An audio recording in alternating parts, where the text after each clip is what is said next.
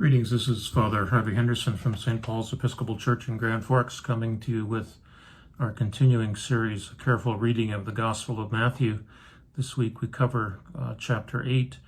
The subtitle in the NRSV edition of the Bible calls this Deeds of Power and Discipleship. So we can see Jesus at work in the world, healing the sick, casting out demons, calming the waves of the sea. So chapter 8 begins with the healing of the leper. The leper is clearly a descendant of Abraham, a Jewish man.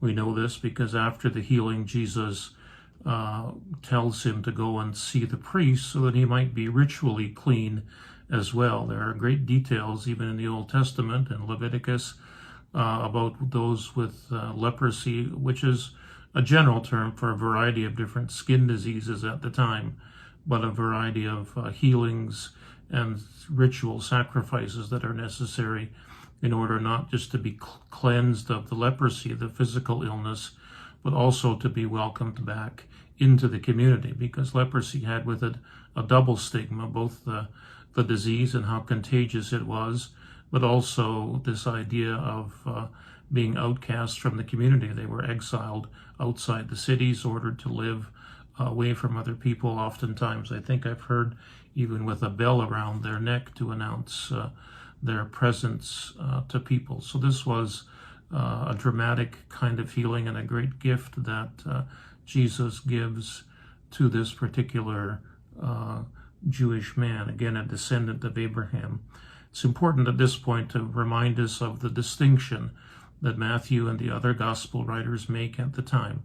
The Jewish people were those who were descendants of Abraham, way back some 1800 years before the time of Jesus. After the exile in about 587 before the time of Jesus, they were exiled, many of them, to the city of Babylon. But during the time of the Persians, 50 years or so later, they were allowed to return to their homeland in and around the city of Jerusalem.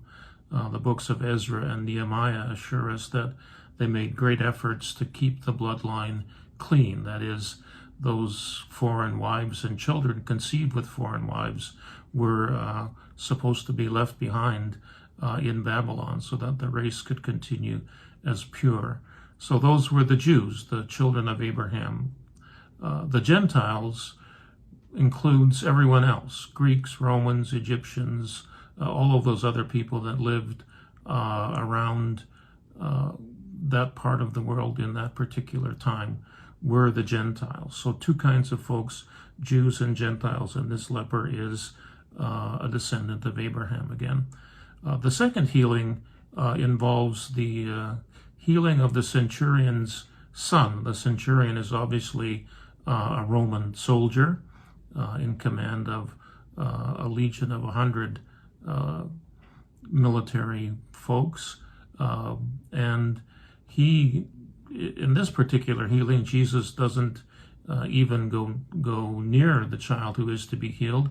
He simply says the word from a distance, and the centurion's child is healed. Jesus is impressed and comments that he hasn't even seen faith such as this amongst the descendants of Abraham, the children of Israel. So two kinds of healings, one up close and one from a distance. The healing of the Gentile reminds us that in time, even the Gentiles will be welcomed into the kingdom of heaven, as Matthew understands it. It's the great work of Paul in that first generation of missionaries was indeed to welcome those Gentiles from the surrounding communities and answer some of those questions, that they need to be circumcised, that they need to follow the food rules and all of those kinds of things. So Paul wins the day for the Gentiles. Then after these two healings, Jesus goes to the house of Peter's mother-in-law. This is a sure sign that Peter was indeed married, most likely had children of his own, and his mother-in-law would have been one of those women who welcomed and provided hospitality, food and shelter for Jesus and perhaps others of the disciples. And she is indeed sick, so Jesus raises her up. And the completeness of the healing is indicative of the fact that once she gets up out of bed, she was able to serve them, not to emphasize the subservient role of women, although that was the case in society in general in Jesus' time, but I think mostly to tell us about the completeness of the healing. She wasn't just partially healed, she was indeed completely healed and able to carry out her regular duties. The question then about discipleship comes in. The Son of Man, Jesus says, referring to himself, has no place to lay his head. The life of discipleship is often that of a wandering kind of preacher with no home of his own. And the last phrase in that particular pericope reminds us a fairly harsh kind of saying of Jesus when one man says, well, I need to first go and bury my father, which could likely mean that his father was very elderly and he must go and stay with him until he died. It was a very important role for the elder son in particular. But Jesus says, let the dead bury the dead, often a callous kind of saying we have. But rather than soften it, I think Jesus just means that the call to discipleship is extreme oftentimes and means making difficult choices. So Jesus has a great emphasis on discipleship. He does not, for example, take applications as would have been the case with many other rabbis in that particular time. Students came seeking them out. Jesus seeks his own disciples and places fairly harsh kind of requirements upon them in order to be a disciple of his. The healing, the next miracle, a so-called nature miracle, is the calming of the storm, often an illustration of many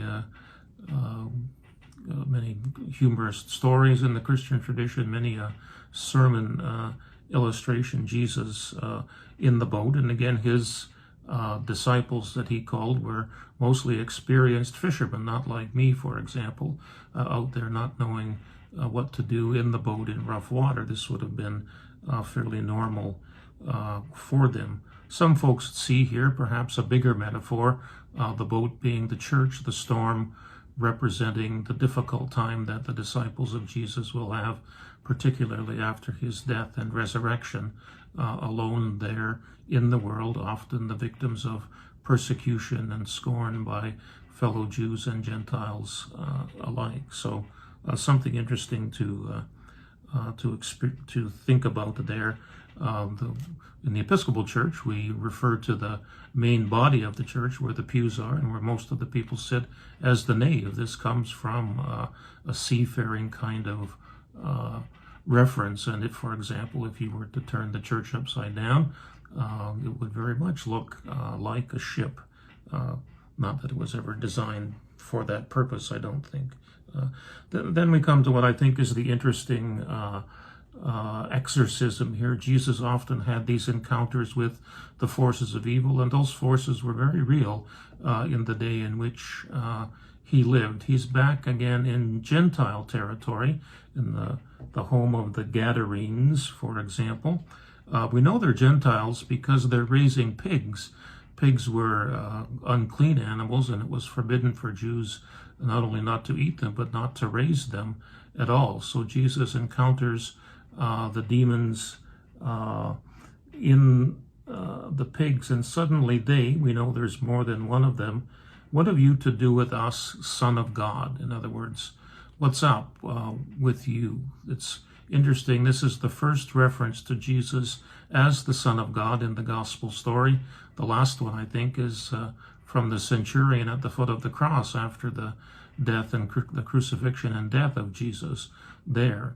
So the demons are the first to recognize Jesus, taking us back perhaps to that temptation in the wilderness where Jesus does battle with Satan. But here the demons, recognize Jesus as the Son of God, perhaps recognizing that their time of rule on the earth is soon to be over in the person and work of Jesus. So this battle that Jesus does is a kind of cosmic battle between the kingdom of heaven and the kingdom of Satan. We know from that temptation story at the beginning that Jesus will ultimately be victorious, and that his death and resurrection is the final blow to the worst that Satan or death can do. The demons recognize Jesus as the Son of God. Jesus has authority both up close and from afar, and these miracle stories here in chapter 8, the healing of the leper again, and the healing of the centurion's son, the healing of Peter's mother-in-law, again an up-close kind of healing involving Jesus actually touching her head. We still use this symbol of the laying on of hands as a kind of prayerful healing, at least in many religious traditions this is done. We take this practice from the Old Testament itself. Jesus lays hands upon him, and likewise upon the leper. Jesus is again breaking the normal rules, the normal Sabbath rules, or the normal Torah rules, I should say, and in terms of touching the leper, which was forbidden in the Torah, the Jewish law of the time. So Jesus challenges that, although continues to show his respect for Torah in telling the man to go and see the priest and perform the appropriate sacrifice so that he can be welcomed back into the community and not just be healed of his particular physical ailment. So here we have in chapter 8 a collection of stories of Jesus at work in the world. He's doing deeds of power. He's healing the sick. He's casting out demons. He's calming the waves of the sea, and issues that fairly harsh kind of recruiting statement for those who want to be his disciples. Realize what it is you're committing yourself to. And when he calls those first four disciples, Peter and Andrew and James and John, from their life of fishing, he calls them to be fishers of people, men and women in that particular generation. And they indeed get up and leave their nets and carry on, at least in Peter and Andrew's case, leaving their father, presumably, to do the job, but also probably with James and John as well. So Jesus here, both in his own territory, the city of Capernaum has become his new home after he has grown up and began his public ministry, and then venturing out into the land of the Gentiles, the Gadarenes as well. I often found this a rather humorous story, because the demons tell Jesus to send them into the pigs, and then the pigs, now demon possessed, go rushing off the cliff and die. Kind of hard luck, I would joke, if you're a pig farmer in that particular part of the world, even if you are a Gentile pig farmer. No wonder they wanted to drive Jesus out of town after this particular episode with the pigs. I'm just trying to find the line where it says that. Can't see it right away, but anyway, here it is. The whole town came out to meet Jesus in verse 34. When they saw him, they begged him to leave their neighborhood. No wonder why. Hard on the pigs and the pig farmers, indeed. There we have chapter 8. We'll continue next week with chapter 9. Be well, stay safe. God bless.